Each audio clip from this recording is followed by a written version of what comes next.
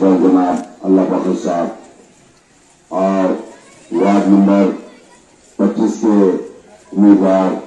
محترمہ صوفیہ رحمان واقعی محترمہ صاحبہ اور کرناٹک ریاست کے ایم پارٹی کے انچارج جناب سلیم صاحب اور حیدرآباد کے کارپوریٹر جناب مبین صاحب، جناب نسیم صاحب کارپوریٹر، جناب قادر صاحب کارپوریٹر، جناب سمر وارسی صاحب اور یہاں پر آئے ہوئے میرے ساتھی نوجوان بزرگ حضرات اور میری آواز جہاں تک پہنچ گئی، گھر میں بیٹھ کر سننے والی میری پردہ نشین میری ماں اور بہنیں، آپ دیکھ رہے ہیں ہندوستان آزاد ہونے سے آج کی تاریخ تک 70 سال سے لے کر آج کی تاریخ تک ہر وقت آپ کبھی کانگریس کے نام سے ووٹ دے کر آئے، کبھی جنتا دل کے نام سے دے کر آئے، کئی سیاسی جماعتوں کو اپنا ووٹ استعمال کرا، مگر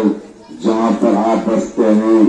آپ دیکھتے ہیں جس علاقے میں آپ یہاں سے جو ہمارے محترمہ صاحبہ امیدوار بنے وارڈ نمبر 25 کے اندر، میں دیکھ رہا ہوں پچھلے 2 دن سے میری جماعت کے صدر محترم جناب نقیب ملت بیرسٹر اسد الدین علی صاحب کی ہدایت پر آنے کے بعد بیجاپور کے جو نگر پالیکا کا علاقہ ہے، نگر پالیکا کے علاقے کے اندر تمام چاہے کوسا بھی وارڈ ہو، وارڈ نمبر 24 ہو یا 25 ہو یا 30 ہو یا 1 ہو، جہاں پر نگر پالیکا کے اندر 35 وارڈ ہے، اس 35 وارڈ کے اندر دیکھ رہا ہوں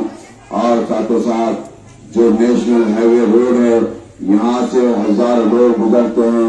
نیشنل ہائی وے پر، یہاں پر چلنے کے لیے بیجاپور ٹاؤن کے اندر کوئی روڈوں کی سہولت نہیں اور کئی جگہ پر ڈرینیج کا انتظام نہیں۔ میں اس سے یہی کہنا چاہتا ہوں یہ نگر پالیکا کے اندر میں آتا ہے، ان تمام بنیادی سہولتوں کو دینا نگر پالیکا کے ذمہ داروں کا کام ہوتا ہے۔ میں یہ بھی کہنا چاہتا ہوں یہاں کے جو سابقہ میں ایم ایل اے تھے، یہاں پر اس سے پہلے جو ایم ایل اے صاحب تھے اور جو موجودہ یہاں کے جو ایم ایل اے ہیں ان کے تعلق سے آپ تمام بیجاپور کے اور کرناٹک کے تمام مسلمان جانتے ہیں، کرناٹک کے تمام میرے دلت بھائی جانتے ہیں وہ کس قسم کے انسان ہیں۔ میں یہ بھی کہنا چاہتا ہوں ہندوستان کے اندر 70 سالوں سے لے کر آج کی تاریخ تک ہر وقت آپ کانگریس کے غلام بن۔ السلام علیکم، ہیلو ہائے آداب ایوری ون۔ دوستوں میں آپ کا دوست شہباز خان، آپ دیکھ رہے ہیں TNT نیوز اور دیکھتے رہیے TNT نیوز۔ Thank you.